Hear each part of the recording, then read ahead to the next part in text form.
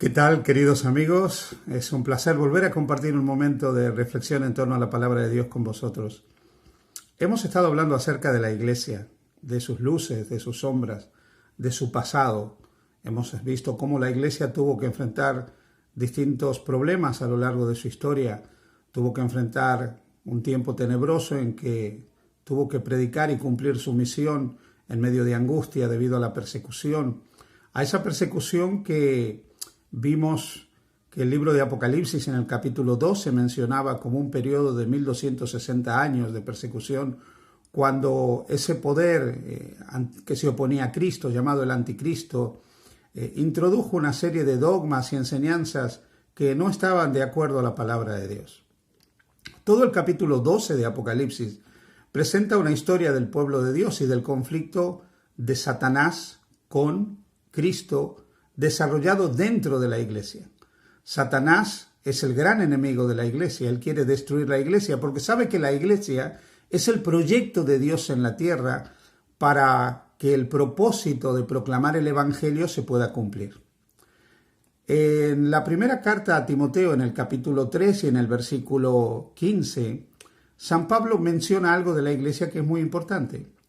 Dice, para que si tardo sepas cómo debes conducirte en la casa de Dios, que es la iglesia del Dios viviente, columna y baluarte de la verdad.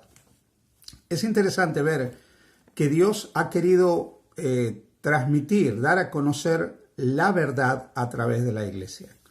Cuando nosotros pensamos en la verdad, tenemos que asociar esa verdad a la revelación de Dios. Todas aquellas verdades que Dios ha querido que nosotros comprendamos y conozcamos, y que tienen que ver con nuestra salvación, con nuestra vida eterna, han sido transmitidas por Dios a los profetas y apóstoles. Ya recordaréis que en un tema anterior dijimos que la iglesia se edifica sobre Cristo, la roca fundamental de la iglesia, pero sobre la autoridad de la Escritura, los apóstoles y los profetas, aquellos dos testigos del Señor, el Antiguo y el Nuevo Testamento. Dios ha hablado muchas veces y de muchas maneras por medio de los profetas y también nos habló a través de Jesús, cuyos mensajes y enseñanzas fueron recibidos por sus apóstoles y transmitidos luego en lo que nosotros conocemos como el Nuevo Testamento. Así que la autoridad de la iglesia, dijimos, se basa en la Escritura, en la revelación, en la palabra de Dios. Ahí está la verdad. La verdad no es algo que posea la iglesia. La verdad no es algo que posea el magisterio de la iglesia, un grupo de líderes, un conjunto de líderes, una reunión de la iglesia, un conjunto de reuniones de la iglesia, un concilio de la iglesia. No, la verdad en primer lugar está en Dios, que es el Dios de verdad, pero la verdad está en las Sagradas Escrituras. Cristo, cuando se dirige a sus discípulos en la oración sacerdotal del capítulo 17 del Evangelio de San Juan, en el versículo 17 dice, santifícalos en tu verdad, tu palabra es verdad. Así que la palabra de Dios es la verdad. Ahí está la verdad que los hijos de Dios deben atesorar, en la que deben creer y la que deben practicar. Por eso dijimos que la Biblia es la norma de fe, de práctica y de creyente para todos los creyentes, para todos los cristianos. Dicho esto, es importante recordar que cuando el capítulo 12 de Apocalipsis nos habla de la oposición de Satanás a la iglesia, de cómo persigue a la iglesia, cuando llega al versículo 17 presenta algo tremendamente novedoso. Apocalipsis 12:17 dice, entonces el dragón se llenó de ira contra la mujer y se fue a hacer guerra contra el resto de la descendencia de ella, los que guardan los mandamientos de Dios y tienen el testimonio de Jesucristo. Esto es tremendamente interesante. Aquí habla de un resto, de un remanente que aparece. ¿Cuándo aparece ese remanente? Luego del periodo que ya mencionamos de 1260 años de persecución. O sea que este remanente aparecería luego del siglo XVIII, con algunas características. Entre ellas, guarda los mandamientos de Dios. Ya sabéis que nos dice Daniel capítulo 7, versículo 25, que una de las intenciones del anticristo fue no solo perseguir al pueblo de Dios, a los santos del Altísimo, sino cambiar los tiempos y la ley.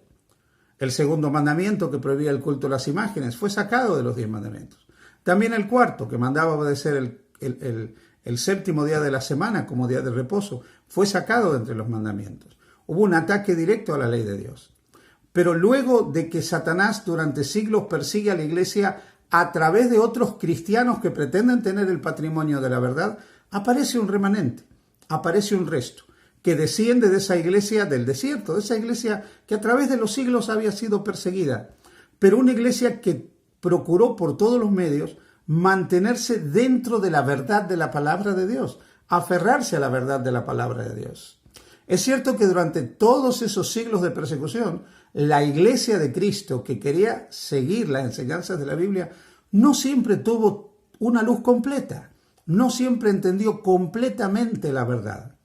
Aun cuando se produjo la reforma del siglo XVI, los reformadores como Lutero, Calvino, Knox, Zwinglio, trajeron grandes luces a la iglesia, una gran cantidad de luz, una gran cantidad de verdad, que fue nuevamente recuperada de la palabra de Dios, que los siglos de tradiciones y dogmas habían ocultado de la mirada y de la comprensión de los hijos de Dios.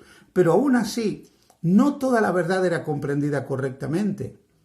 Pero aquí se nos habla del surgimiento de un resto, de un remanente, que guardaría los mandamientos de Dios.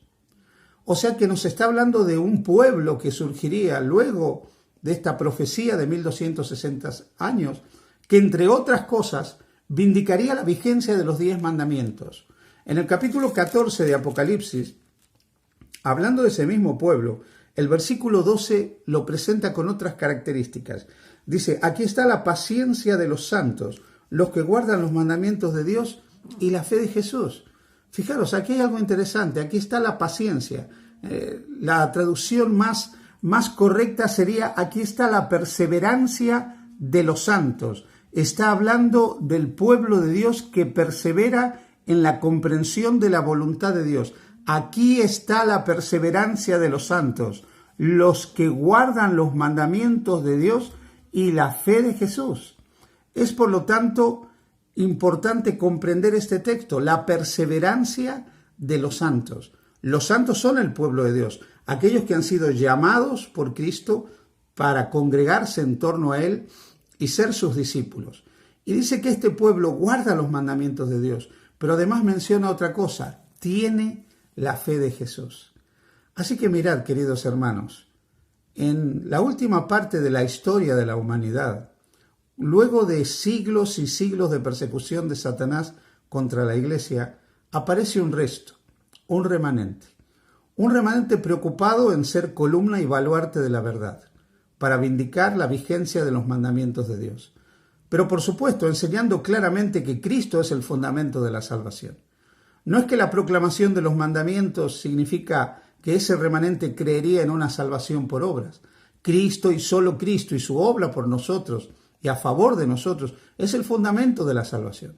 En Romanos capítulo 3, versículo 28, San Pablo dice, concluimos pues que el hombre es justificado por la fe sin las obras de la ley. Pero en el versículo 31 de Romanos 3 dice, anulamos la ley con la fe en ninguna manera, sino que confirmamos la ley.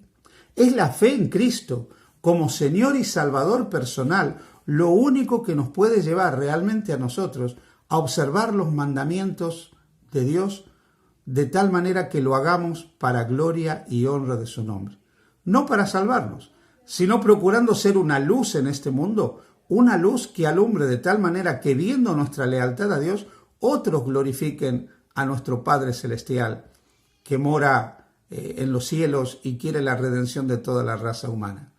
Así que este remanente que aparece estaría abocado en la proclamación de la verdad, de los mandamientos de Dios, pero con una fe en Cristo sólida, fuerte, firme. Tendría la fe de Jesús a la vez que guardaría los mandamientos de Dios. Si el Espíritu Santo hoy te mueve a leer la Escritura, procura conformar tu vida con la voluntad del Señor. Siempre debiéramos preguntarnos si Cristo viniera hoy, ¿con quién se congregaría? ¿En qué lugar Él estaría? ¿A qué denominación asistiría?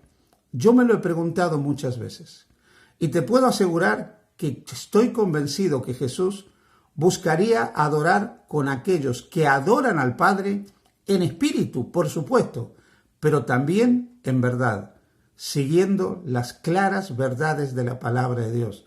entre esas verdades, las verdades de que los mandamientos de Dios están en vigencia y que esos mandamientos han sido dados por Dios para que nosotros podamos encontrar también el camino de la felicidad en este mundo. Hay un remanente de Dios en la tierra. No es un pueblo mejor que otros, pero ese remanente tiene una misión, la misión de proclamar el último mensaje de misericordia a este mundo antes de la segunda venida de Jesús. Te invito a formar parte de ese remanente. Que Dios te bendiga.